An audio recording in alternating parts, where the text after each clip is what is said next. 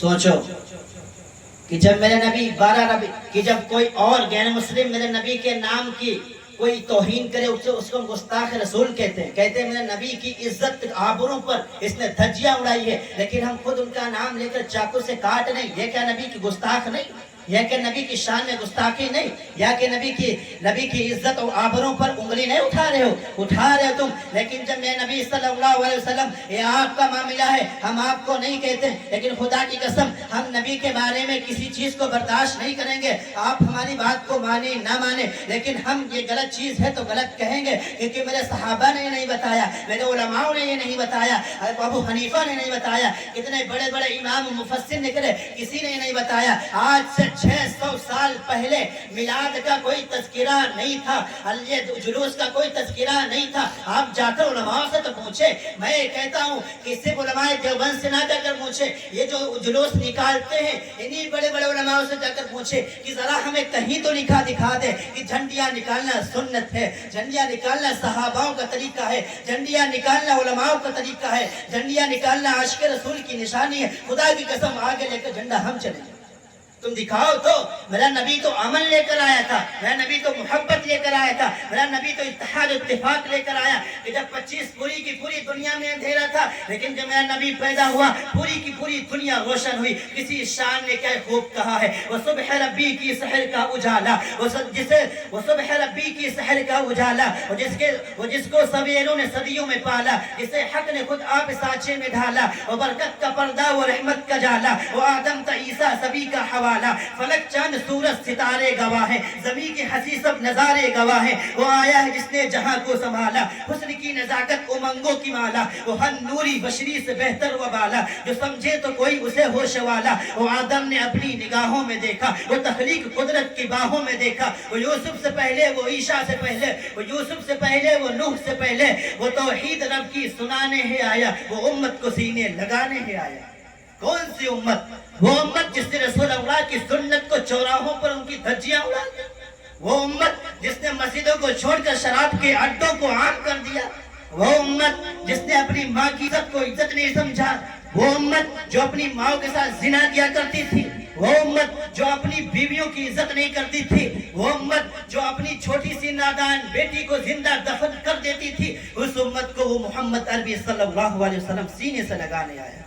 سوچو ذرا غور کرو، اسے جب محمد عربی صلی اللہ علیہ وسلم پیدا ہوئے اور جب اپنا عروج اپنی جوانی پر آئے اور جب لوگوں کے ساتھ مخاطب ہوئے، جب نبوت ملی تو لوگوں کو کیا پیغام دیا کہ عرب والوں سنو، بلکہ عرب والوں نہیں پوری دنیا کے لوگ سنو اور پورے انسان سنو، جن کی شادیاں ہو چکی ہیں وہ بھی سنیں اور جو بھی شادیاں کرنے کے لائق ہیں وہ بھی سنیں کہ اگر جب تمہارے گھر میں کوئی بیٹی پیدا ہو جائے، جب تمہارے گھر میں کوئی ننھی سی بیٹی آئے، اس کو اپنے اوپر گرا نہ سمجھنا، اس کو تم نحوست نہ سمجھنا، اس کو تم اللہ کی رحمت سمجھنا، اس کو تو اپنے گھر کی برکت سمجھنا، وہ تمہارے گھر رحمت بن کر آئی ہے، وہ تمہارے دل کا ٹکڑا ہے، وہ تمہاری جان کا ٹکڑا ہے، تم اس سے محبت کرو، تم اس کو اپنا بناؤ۔ دیکھو جب وہ بڑی ہوگی، جب جوان ہوگی اور تم اسے دوسرے کے گھر بیاہ کر کے بھیج دو گی، خدا کی قسم جب تم مصیبت میں ہوگے، جب تمہیں کوئی تکلیف ہوگی، وہ اپنے شوہر کو چھوڑ کر، وہ اپنے سسرال کو چھوڑ کر، وہ اپنے گھر بار کو چھوڑ کر اپنے باپ کو دیکھنے کے لیے آئے گی، اپنے بھائی کو دیکھنے کے لیے آئے گی۔ کیوں آئے گی؟ میرا بھائی مجھ سے محبت کرتا ہے، میرا باپ مجھ سے محبت کرتا ہے، میں جاؤں گی ضرور، آپ مجھے جانے دیں یا نہ جانے دیں لیکن میں جاؤں گی ضرور۔ اس عورت کو سنبھال کر رکھنا، اس بچی کو سنبھال کر رکھنا، یہ جب تم مر جاؤ گے تو تمہارے لیے قرآن خوانیاں کیا کرے گی، یہ تم مر جاؤ گے قرآن کے ٹکڑے ٹکڑے پڑھ پڑھ کے تمہیں بخشا کرے گی۔ اے درندو، تم نے بہت دفن کر لیا، اب بیٹیوں کو دفن نہ کرنا، نحوست نہ سمجھنا، تمہارے لیے رحمت ہے۔ عزیز ساتھیو، یہ عزت میرے نبی نے دی، یہ عزت یہ احترام تم عورتوں کو میرے نبی نے دی، محمد عربی صلی اللہ علیہ وسلم نے دی۔ سب پڑھو صلی اللہ علیہ وسلم۔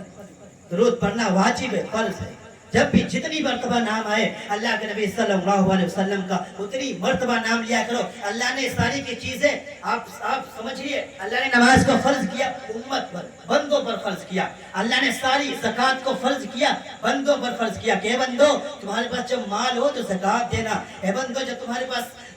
تم بالکل صحت یافتہ ہو تو روزہ رکھنا، اور تمہارے پر نماز فرض ہے، تمہارے پر مسکینوں کو کھانا کھلایا کرو اور بڑوں کی عزت کیا کرو. ساری کی ساری چیزیں تو پر واجب لازم فرض ہیں, لیکن ہاں اللہ نے ساری کی ساری عبادتیں اپنے بندوں پر اتار دی, لیکن ایک عبادت ہے جو اللہ خود کرتا ہے, اپنے بندوں کو بھی کرنے کا حکم دیتا ہے. وہ کون سی ہے؟ جاؤ بارے 22 کو اٹھاؤ, تیسرا 5واں صفحہ اٹھاؤ, پڑھو ان اللہ و ملائکتہ یصلون علی النبی. اللہ کہتا ہے فرشتوں میں بھی پڑھتا ہوں, تم بھی پڑھو صلی اللہ علیہ وسلم. میں نبی پر درود پڑھا کرو, تم بھی پڑھو میں بھی پڑھتا ہوں. اللہ خود نے نبی صلی اللہ علیہ وسلم پر درود پڑھتا ہے اور تم پر واجب لازم ہے. اللہ کے نبی جبرائیل السلام دعا کر رہے ہیں کہ اللہ کے نبی وہ ہلاک ہو جائے وہ شخص کہ جن کے سامنے رسول اللہ صلی اللہ علیہ وسلم کا نام لیا جائے, کہ جس کے سامنے اللہ کے نبی صلی اللہ علیہ وسلم کا تذکرہ کیا جائے اور آپ پر درود نہ پڑھے, آپ کا نام نہ لے, وہ ہلاک و برباد ہو جائے, اس کا مسلمان میں کوئی حصہ نہیں. یہ دعا جبریل کی دعا ہے اور اللہ کے نبی نے اس پر آمین کہا ہے.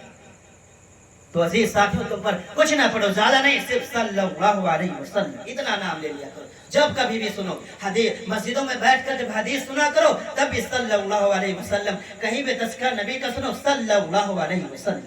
درود پڑھا کرو.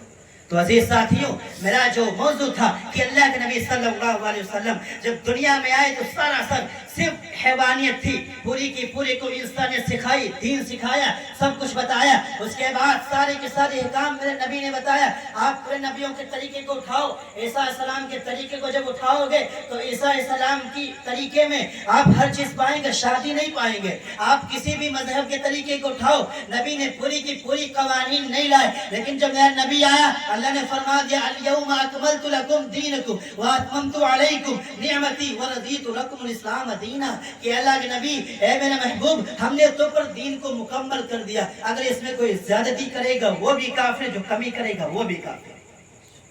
جو اس میں زیادتی کرے گا. اب بھائی یہ جھنڈی زیادتی ہے کہ نہیں ہے کہ نہیں؟ جب ہمیں